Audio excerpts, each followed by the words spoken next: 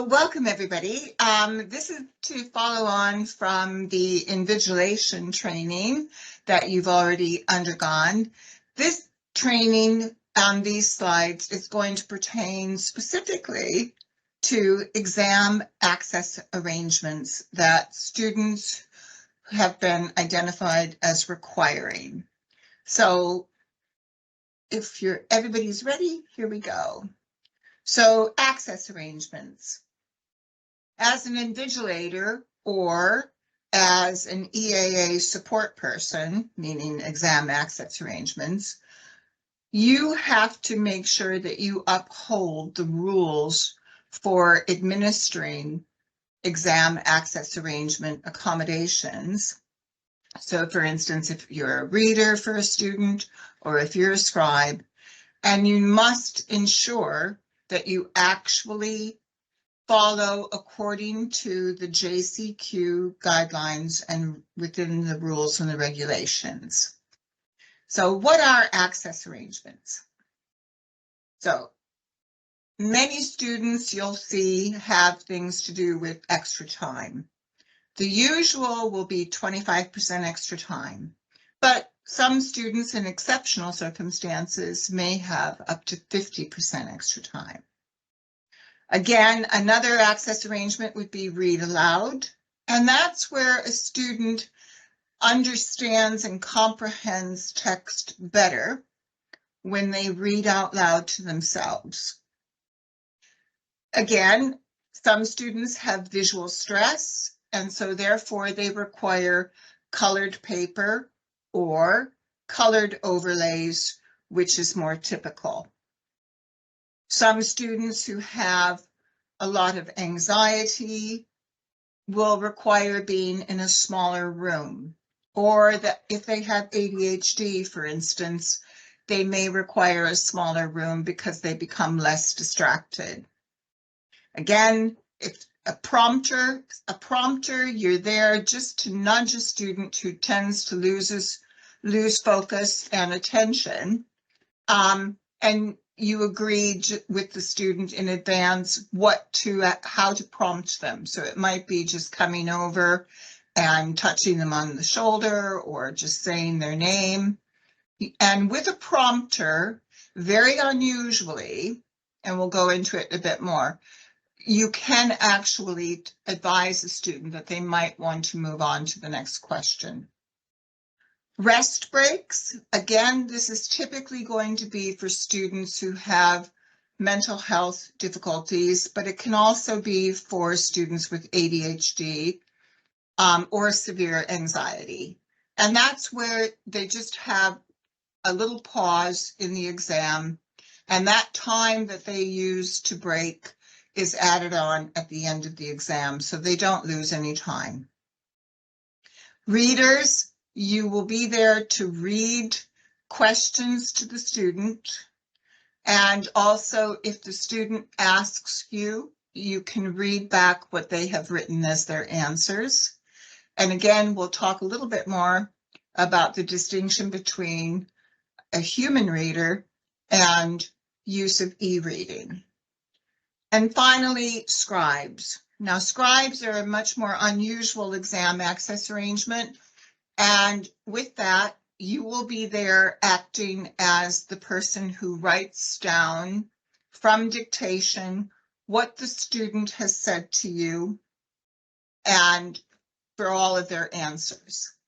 So on occasion, you might feel a little bit uneasy about being the person there to administer an exam access arrangement.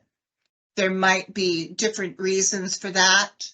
In which case, if you are feeling overly anxious and there isn't anything that we can do to try to assuage your anxiety, do let your line manager know.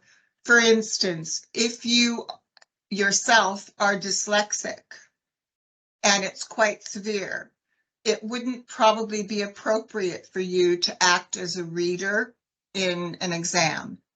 So it's very simple, just quietly let your line manager know so that they don't put you in a role where you would be feeling unable to carry it out as well as you would like. So with a scribe, you will be there to act as the person's handwriting expert, effectively. Typical reasons students have a scribe will be because their handwriting is extremely messy, or their spelling is so poor that much of what they would write isn't comprehensible. So you are there to write or type, in some cases, what the student has said in response to questions. It's always done here at Kingston College on a one-to-one basis in a separate room, although on occasion there might be a shared room somehow which has been partitioned off. You will also, in all likelihood, then act as the invigilator as well as the scribe, because it will be on a one-to-one basis. Students who have scribes almost always also have extra time because they have difficulties with processing information. So it's a very, very distinct role. It's very important that you write only what the student has stated or dictated. You can have a chat with the student prior to the onset of the exam to inquire whether or not the student will dictate punctuation or grammar or new sentences, new paragraphs. And obviously, if the student won't be doing that, you would be expected to do that for them. But it does mean that the student is likely to lose a few points. So hopefully the student is well versed with using a scribe and will be able to actually do some of the spelling and grammar for you so that you don't have to do it. And right now we have a little video that we can share with you to watch, which is from the exams office. And I think it will be a good explanation as to what happens more fully. A scribe is a responsible adult who writes or types a candidate's dictated answers to the questions. A scribe may only act as a communication professional, a practical assistant, a prompter and/or a reader if permission has been given for these arrangements where necessary. Please see our video on other access arrangements for the role played by adults providing this support for candidates. A candidate and scribe must not be overheard by or distract other candidates. Therefore, a candidate and scribe will usually be accommodated in another room on a one-to-one basis. In this case, the invigilator may additionally act as the scribe.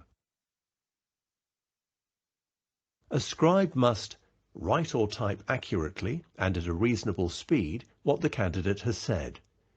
Draw or add to maps, diagrams and graphs strictly in accordance with the candidate's instructions unless the candidate is taking a design paper, in which case a scribe will only be permitted to assist with the written parts of the paper. Abide by the regulations, since failure to do so could lead to the disqualification of the candidate. Write or word process a correction on a typescript or braille sheet if requested to do so by the candidate. Immediately refer any problems in communication during the examination to the invigilator or examinations officer. A scribe may, at the candidate's request, read back what has been recorded. A scribe must not give factual help to the candidate or indicate when the answer is complete. Advise the candidate on which questions to do, when to move on to the next question, or the order in which questions should be answered. It's good practice for a scribe to read out the scribe memory aid to candidates as part of their instructions prior to the start of the examination. These state, "I am here to write or type for you in your examination. I must write or type exactly what you say. I can draw maps, graphs and diagrams, but I can only draw exactly what you tell me. I cannot draw for you in a design examination.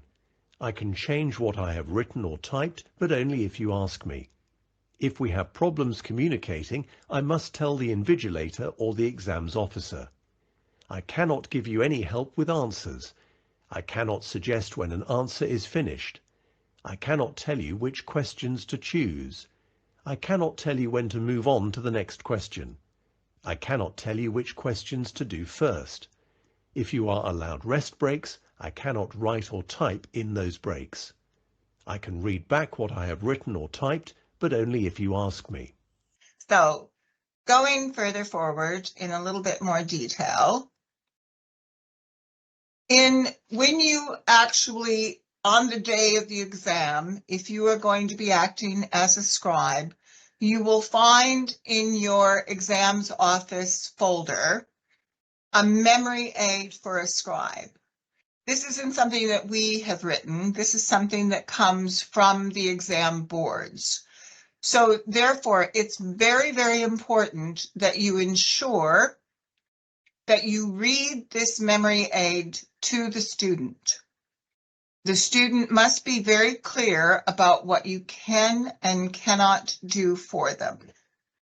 I won't bother to read through the whole of this because most of it was covered in the video already. But obviously, if you have any further questions, you can always let us know. One key important fact that you should be aware of is that here at Kingston College, we do not permit scribes for maths exams, biology, physics, or chemistry exams. And that's largely because of the fact that for you to actually act as a scribe for a student, given the requirement that the student is very clear about what symbols need to be drawn and what shapes need to be drawn and etc., it would actually eat up all of their extra time. And it is not an effective way forward. So that is something that everybody does need to be aware of. The only rare exception to that would be if a student has a particular physical mobility issue, which might prevent them from being able to write for themselves. And again, in the pack, you will find the rules for the use of a scribe. So again, this was covered in the video, but it's also very, very important to make sure that you have followed the rules of scribing for a student very carefully, because if something was to go wrong or you did something that perhaps you shouldn't have done, it could actually mean that the student is disqualified from the exam. So there are some serious implications to do with that. Next, if you find that you're going to be acting as a human reader, you will likely find that it won't be on a one-to-one basis unless the student has a scribe. You will likely be reading for up to 4 students. We do permit in one large classroom up to 12 students in the classroom, and we would allocate a reader for every 4 students. In that case, there would also be an invigilator present. If you are in a room one-to-one with a student acting as a human reader, then you would also act as that invigilator. And again, there will be a video for you to be able to have a look at.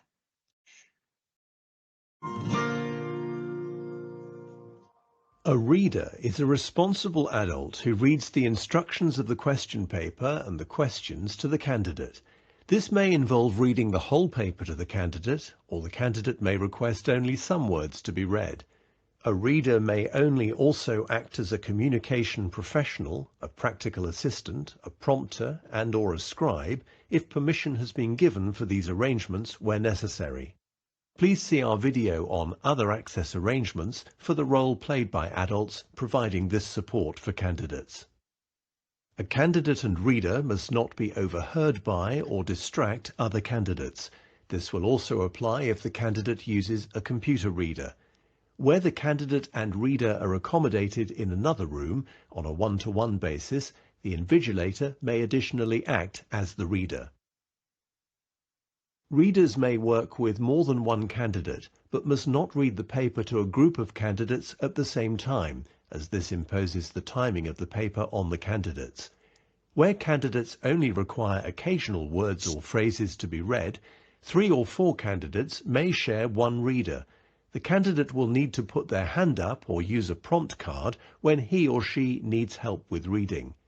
If the group is accommodated in another room, away from the main examination room, a separate invigilator will be required.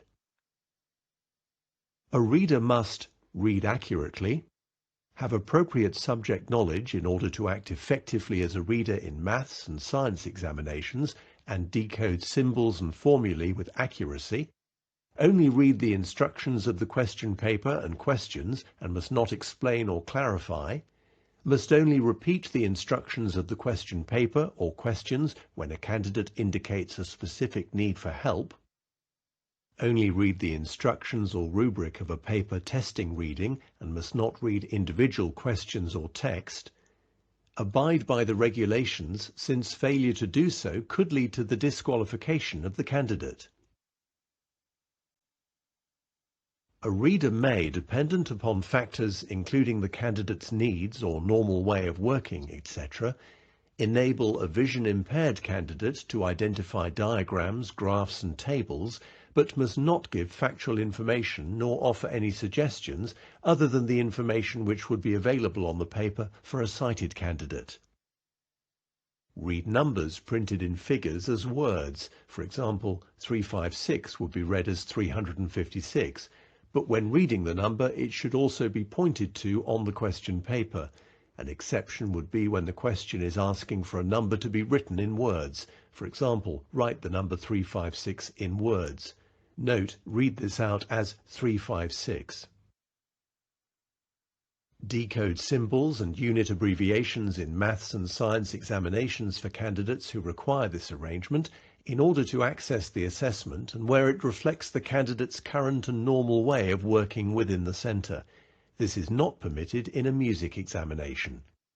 If requested, give the spelling of a word which appears on the paper, but otherwise spellings must not be given. Read back, when requested, what the candidate has written without any emphasis on any errors. A reader must not advise the candidate regarding which questions to do, when to move on to the next question, nor the order in which questions should be answered. It's good practice for a reader to read out the reader memory aid to candidates as part of their instructions prior to the start of the examination. These state, "I am here to read for you in your examination. You must make clear what you want to be read. I can only read the instructions and the questions. I can repeat instructions, but only if you make it clear which instructions you want me to read. I cannot tell you which questions to choose. I cannot tell you when to move on to the next question. I cannot tell you which questions to do first. I can spell words if you ask me, but only words on the question paper. I can read back your answer, but only if you ask me.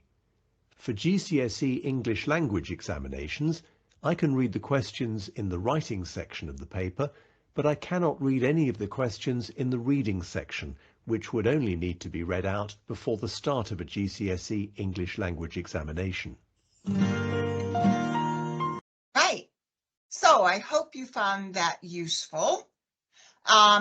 It is very important to be very clear if you are going to be acting as a reader for a student, especially for the English language papers, which the video refers to. You will not be able to read anything from the reading section of the exam paper, and that will include the insert. So it is quite tricky, I know, because some of our students really struggle with reading, but it's very imperative that you do not read anything from the reading section of the paper, including the insert. Again, In your exams folder that you'll be given when you're going to go to read for a student, you will find the memory aid for a student. And basically, you have to remember to read this memory aid for a reader out to the students who require reading support. They have to be very clear and understand what can and cannot be done. Most students who require reading support, as with scribing support, will have had readers and scribes in the past, so therefore they should be familiar with the rules. But it is important just to make sure that you go over those again. Again, you will find the rules in terms of use of a reader. And again, with the maths papers or with any science paper, you are able to read out numbers as they are written, such as the example given 356. The exception to that, which is very important to be clear about with the student, is that if the exam paper is asking them to write out the numbers in words, then you would actually only say 356. You are able to decode symbols and unit abbreviations, and these can be seen and they're available on SharePoint. This is from the exam board. These are the types of symbols that you could actually read to the student or decode, if you like. So it helps students then to probably work through a formula a little bit more easily. And it also means that it's a bit simpler for you as a reader, because then you don't end up making a mistake and read a symbol that perhaps you shouldn't have read. Then we have prompting. So there are quite a few students who require prompting. Generally, the exams office, when planning, try to place them near the front so that it's obvious who needs prompting. You'll have your list of students who require prompting as part of their EAA. You can agree with the student prior in terms of how they want to be prompted, because each person is a little different.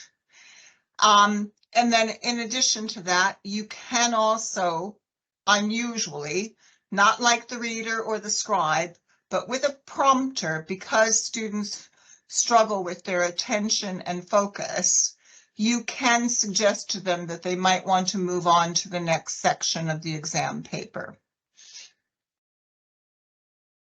Again, in the pack that you'll be given by the exams office, you will find the rules, a little bit more detail about the rules and regulations involved with prompting, and a few examples of prompting.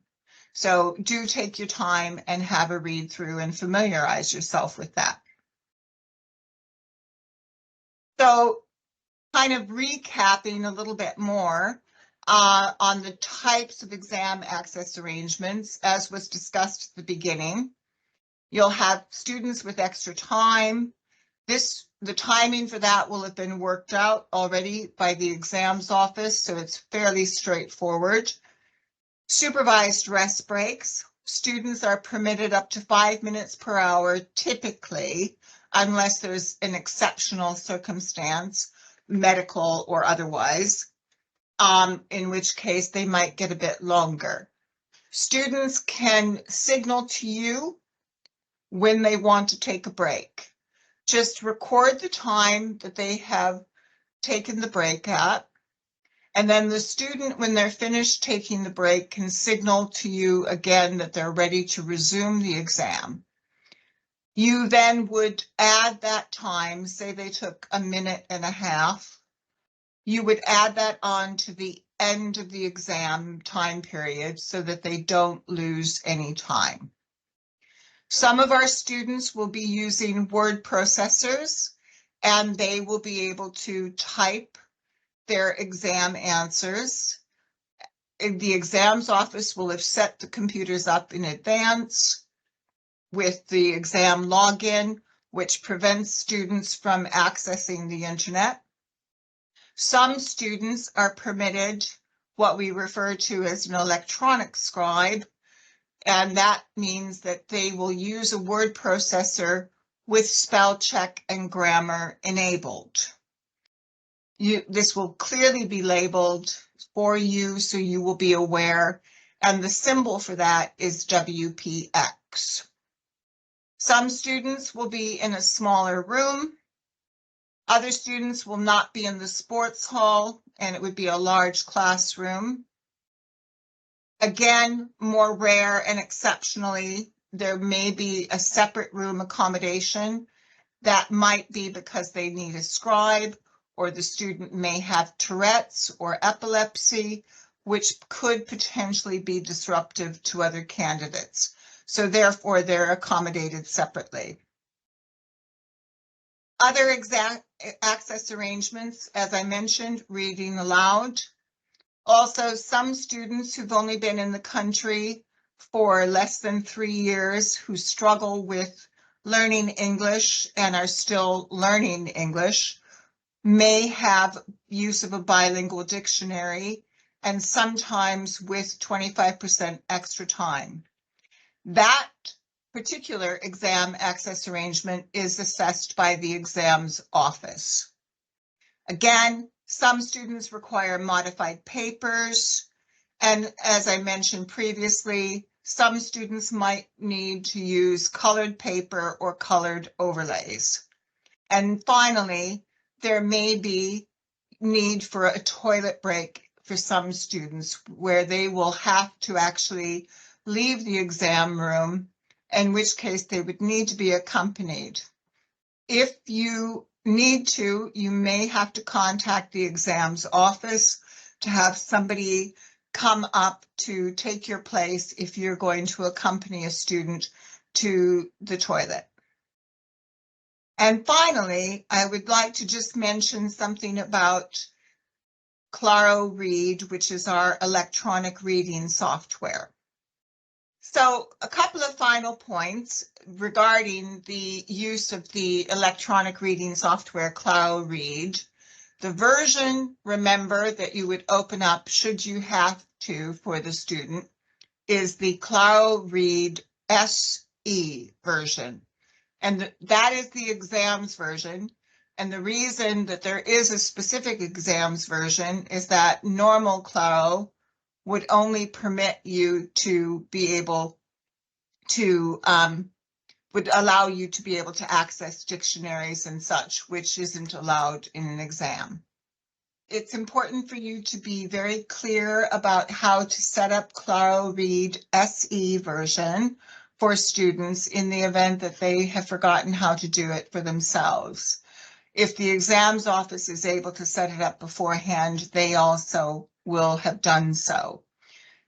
Claro Read SE will read the PDF exam papers that have been uploaded, as well as reading multiple other things.